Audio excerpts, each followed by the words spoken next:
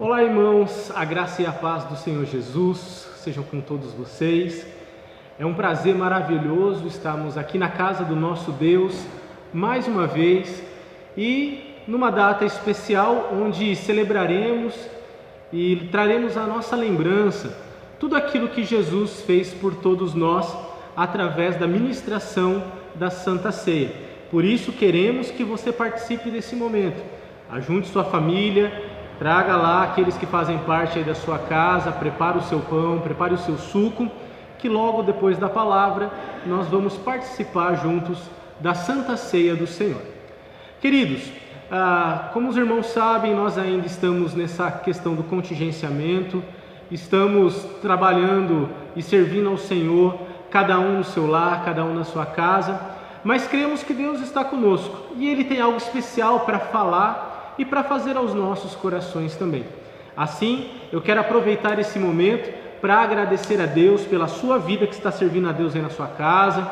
Nós estamos aqui na casa do Senhor, na casa do nosso Pai. Quero agradecer ao presbítero Carlos que está aqui com a gente também. Que Deus abençoe o presbítero Carlos que está com a gente, que vai participar conosco aqui da Santa Ceia também. E eu tenho certeza que será um momento muito precioso, muito especial na presença do nosso Deus.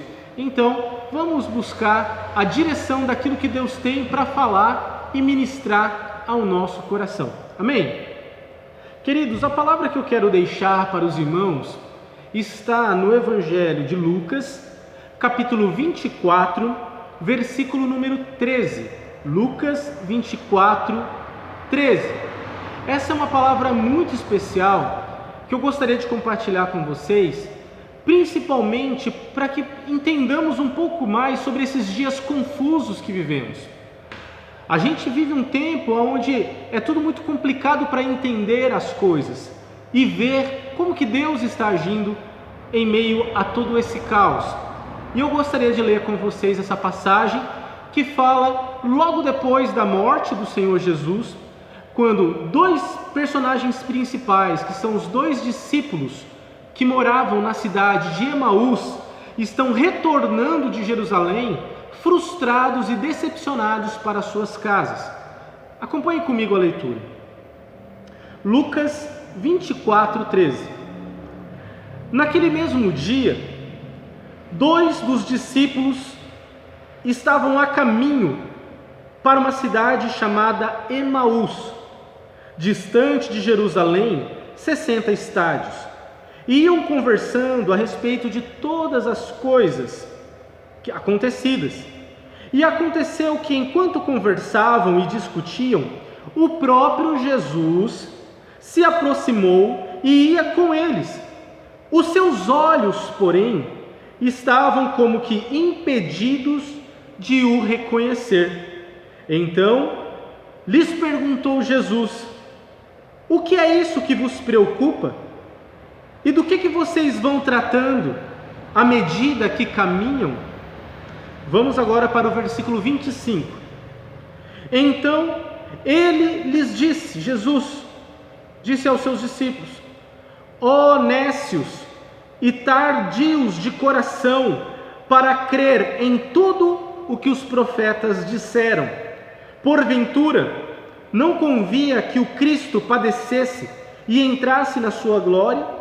E começando por Moisés, discorrendo por todos os profetas, expunha-lhes o que a seu respeito constava em todas as Escrituras.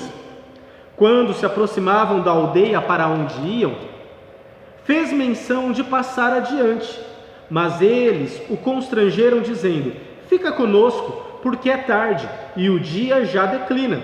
E entrou para ficar com eles.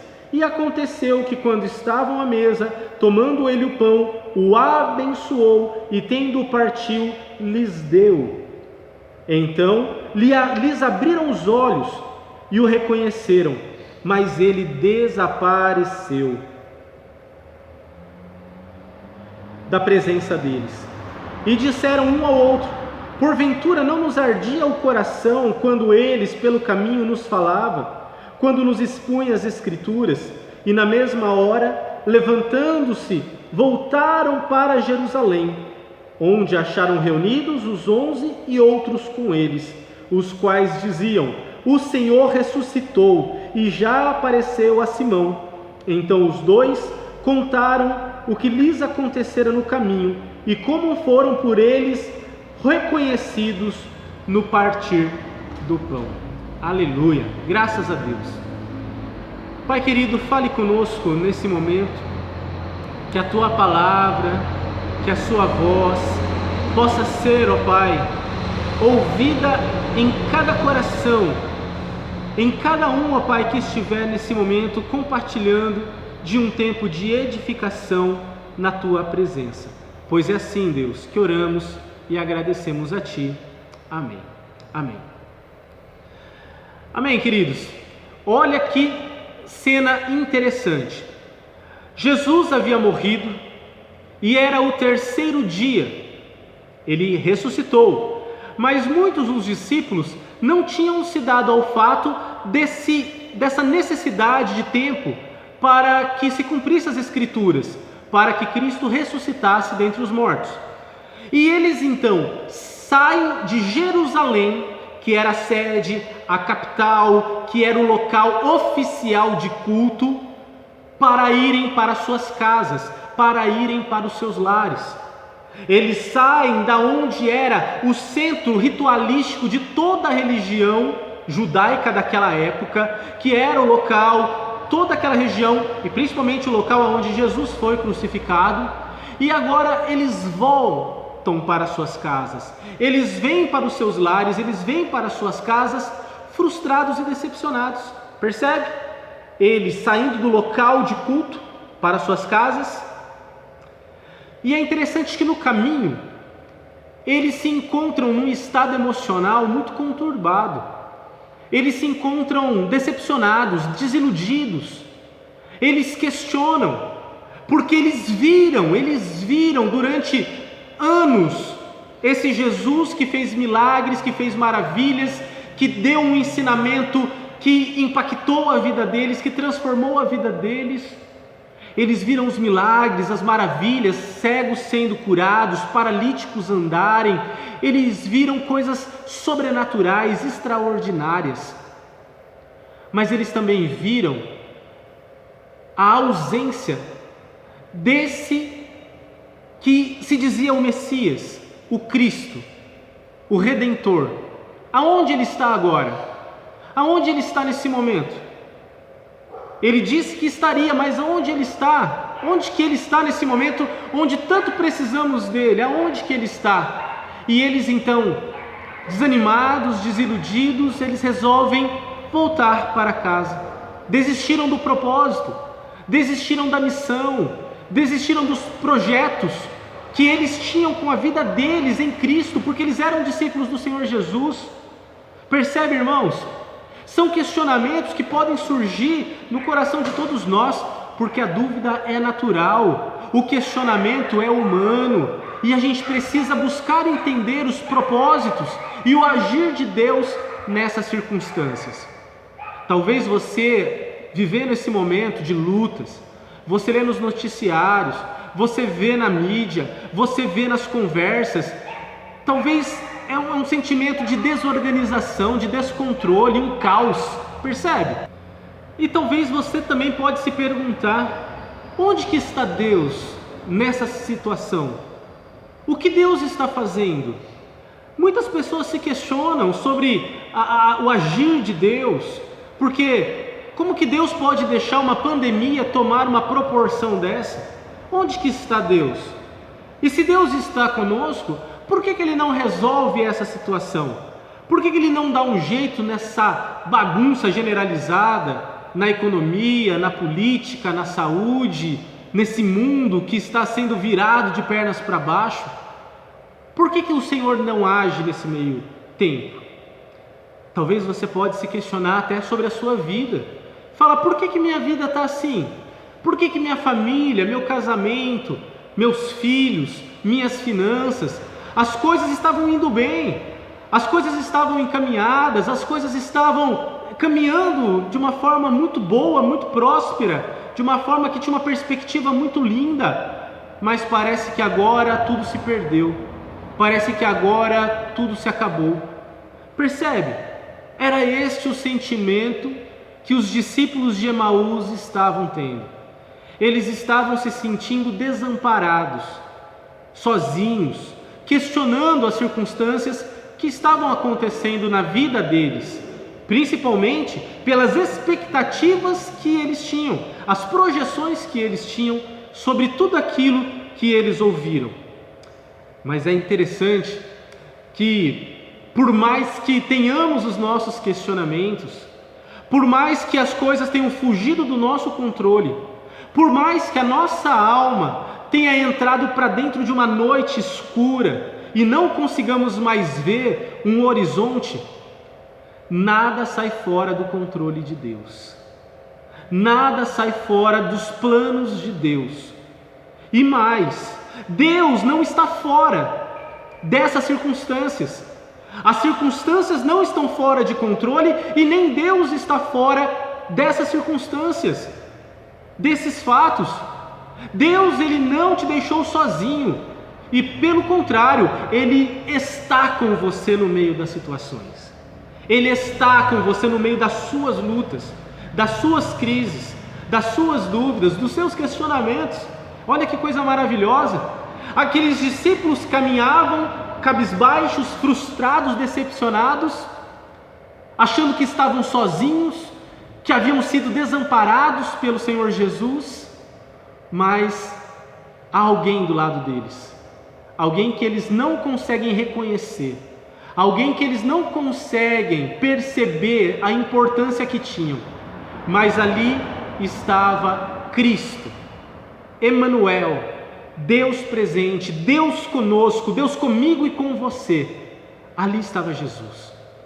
Aí na sua casa está o nosso Senhor, ao seu lado, ao lado da sua família, em nosso meio, sentado à mesa, está esse que não nos abandona, não nos desampara, não nos decepciona e não terá os seus planos frustrados por nada, por nada. A gente precisa acreditar e precisamos crer que o nosso Deus, que o Senhor dos Senhores, Ele está no controle de todas as coisas e a promessa dele é: eis que estarei convosco todos os dias até a consumação dos séculos. Mesmo quando o mundo não era mundo e um caos generalizado havia, o nosso Deus entra em cena para organizar essa bagunça cósmica. Ele cria todas as coisas, coloca cada peça no seu devido lugar, céus, terra, animais. Ele cria, Ele elabora, Ele organiza. Nós precisamos acreditar na soberania do Senhor, irmãos, mesmo quando a gente não entende, mesmo quando a gente não consegue perceber o que está acontecendo. Ele está no controle de todas as coisas, e não está apenas no controle. Ele não é apenas um Deus soberano, mas Ele é um Deus presente, Ele é um Deus conosco. Ele está conosco, Ele está entre nós, e Ele não nos desamparará, Ele não nos deixará até o grande dia que Ele virá nos buscar. Amém? Queridos, olha que coisa mais linda. Jesus caminha ao lado daqueles discípulos, e a hora que chega, bem no trevo da cidade de Emaús, Jesus dá a perceber que passaria adiante. Os discípulos insistem com ele, falam: não, já está tarde, vem para casa, vamos jantar conosco, vamos cear com a gente, passe a noite aqui, depois você segue viagem. Jesus aceita o convite, entra na casa deles. Eu quero que você creia que o Senhor Jesus, Ele está aí na sua casa com você. Ele entra no seu lar, Ele está com você na sua casa, Ele permanece aí com você. Assim como Ele estava com aqueles discípulos ao redor de uma mesa, e é maravilhoso essa analogia que a gente encontra diversas vezes na Bíblia, que o Senhor Jesus, Ele gosta muito da mesa, Ele gosta muito das refeições compartilhadas. A gente vê o Senhor Jesus em grandes momentos da história compartilhando as refeições com os seus discípulos. E ali está o Senhor Jesus com os seus discípulos decepcionados, frustrados. E a hora que eles menos esperam, Jesus pega o pão e Jesus parte o pão. E a hora que Jesus parte o pão na presença dos discípulos, sabe o que acontece? Os olhos deles se abrem. Os olhos deles se abrem. E eles percebem que esse que estava com eles é o Senhor Jesus. E eles se alegram, eles se emocionam, eles ficam felizes porque eles reconhecem que Cristo sempre esteve com eles, e eles começam a questionar: então era Cristo que estava conosco no caminho? Eu estava sentindo meu coração queimar enquanto ele falava, mas eu não estava percebendo tudo, eu não estava entendendo as coisas, mas ele estava conosco todo o tempo, mas a gente não tinha percebido. Queridos, a mesa do Senhor para nós é um convite para entrarmos em uma outra atmosfera, a espiritual. É para entendermos que a nossa vida ela é muito mais do que apenas essa vida, do que aquilo que a gente vê nos noticiários, é muito mais do que alguns anos de vida. A mesa do Senhor, a Santa Ceia do Senhor, é para nós um símbolo de que a vida, a verdadeira vida, vai além dessa vida, vai além disso que a gente está vivendo. Eu gosto muito do Salmo 73, o Salmo de Asaf, perdão.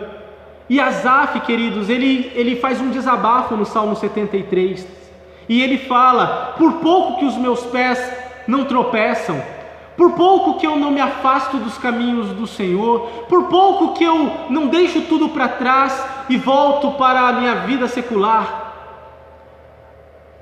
E ele começa a falar de quando eles comparam a vida dos ímpios, que tem prosperidade, que tem tantas coisas boas nessa vida, e ele aparentemente estava vivendo lutas e muitas dificuldades.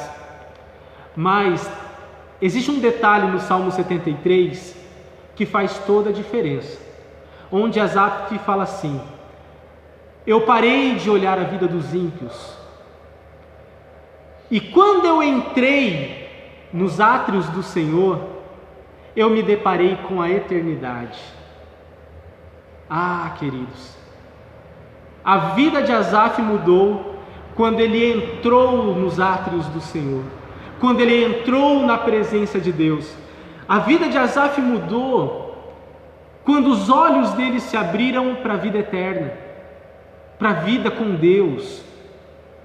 A vida dele mudou a perspectiva, a forma dele ver a vida mudou, a sua dimensão, quando ele começou a olhar com os olhos de Deus, e não apenas com os seus olhos mundanos, de comparações, de conquistas materiais, de prazeres momentâneos.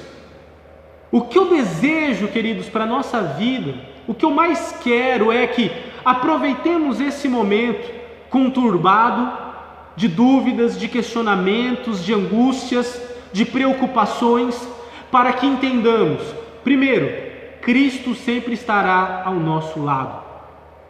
Segundo, para que os nossos olhos se abram e a gente entenda que Ele está presente, governando as nossas vidas e a nossa história. Amém? O meu desejo é que os seus olhos se abram. É para que a gente perceba a grandeza e a soberania desse Deus majestoso e maravilhoso. O meu desejo é que você tenha uma percepção clara e nítida que Deus não te deixa e não te abandona, principalmente no meio do caos e das decepções que a gente tem na nossa vida. Ele nunca nos deixará, Ele nunca vai te deixar. Assim como Ele esteve com você em muitos momentos da sua história, aqui na igreja, Ele estará com você aí também na sua casa, atravessando as dificuldades, as dúvidas, os questionamentos, como vai ser, como que as coisas acontecerão.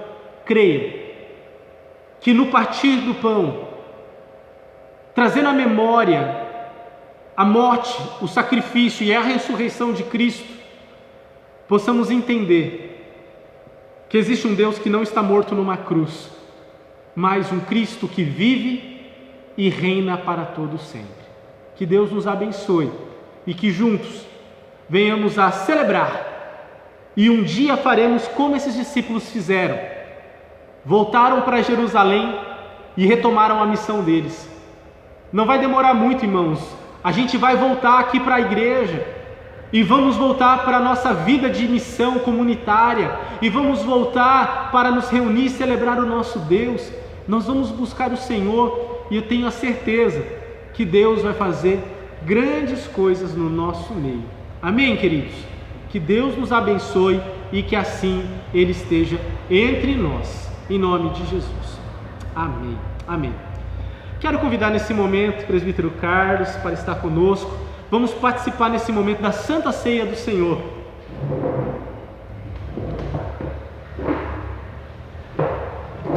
É um grande prazer, seu Carlos, ter o senhor com a gente. Quero que o senhor dê uma saudação aí para a igreja. Dá uma palavrinha aí para a igreja que está vendo a gente. A paz do Senhor, irmãos, e que Deus continue reinando na vida de todos vocês. Amém. Graças a Deus. Que bom. Estamos aqui representando a igreja do Senhor Jesus, o corpo de Cristo. E eu quero que você faça isso nesse momento junto com a sua família.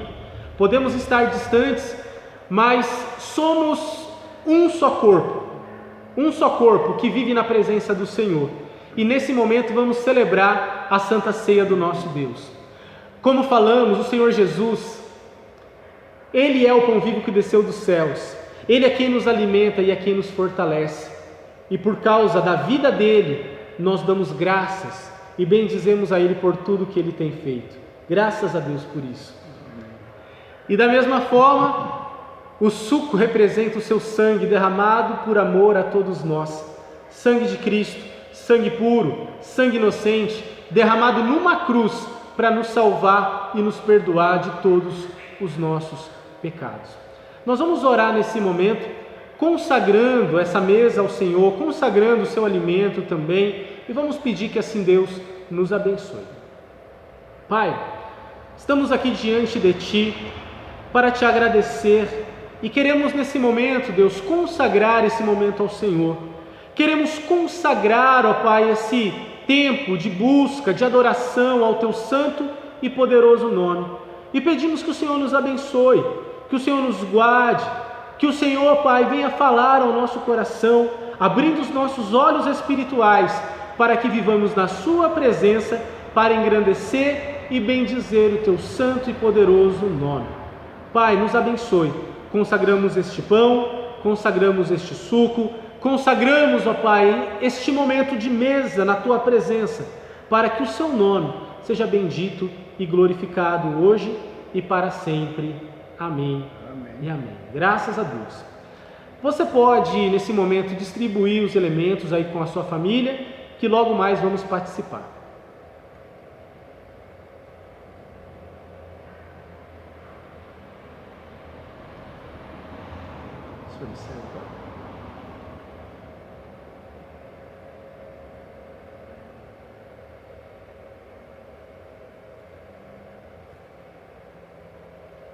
Amém. É muito importante, irmãos, nos servirmos uns aos outros, porque ninguém é maior a ponto de achar que pode unicamente servir e não precisar ser servido, e ninguém também pode achar que só vai ser servido e não vai servir. Que nesse momento de culto, de lembrança, possamos participar em memória do nosso Deus. Você pode comer e beber em nome do Senhor Jesus.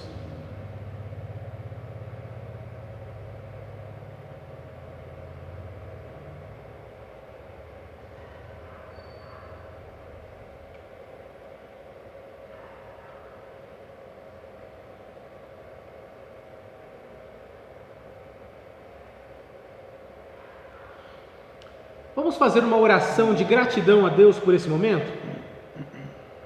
Pai querido, nós só temos que agradecer a Ti pela Sua bondade, pela Sua misericórdia e pelo Seu favor nas nossas vidas. Muito obrigado por esse tempo especial que temos em família, para celebrar e bendizer Teu santo e poderoso nome. Abençoe cada lar, cada casa, cada família. Guarda os Teus filhos, ó Pai, e nos ampare na Tua força e na Tua presença. O Teu servo, o apóstolo Paulo, Deus, ele fala que as nossas leves e momentâneas tribulações dessa vida nem se comparam ao peso de glória que nos está reservado.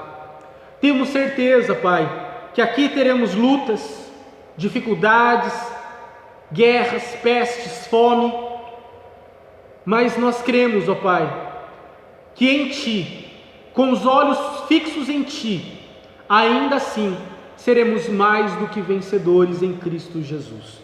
Nos abençoe, Pai, nos fortaleça, pois é no nome do Senhor Jesus que oramos e agradecemos a Ti por tudo que o Senhor já fez e ainda fará em nossas vidas. Ao Senhor seja toda a honra e toda a glória hoje e para sempre. Amém e amém. Amém, queridos. Eu quero nesse momento te abençoar a tua casa e a tua família por tudo aquilo que o Senhor tem feito no nosso meio. Que Deus assim te guarde, que você tenha uma vida de vitória, uma vida abençoada, uma semana cheia da graça do Senhor. Fique firmes, logo mais o Senhor estará nos abençoando, trazendo a gente de volta para o lugar da onde Ele nos tirou, para a presença comunitária da igreja na sua casa. E assim estaremos celebrando e bendizendo o nosso Deus. Que Deus te abençoe e que Deus te guarde. Que o amor do nosso Deus e Pai, que a graça maravilhosa do Senhor e Salvador Jesus Cristo, que a salvação que vem do nosso Senhor Jesus, os dons, o poder e o consolo do Espírito Santo, seja sobre você, sobre sua casa e sobre a sua família, hoje e para sempre. Amém e amém. Que Deus te abençoe, querido.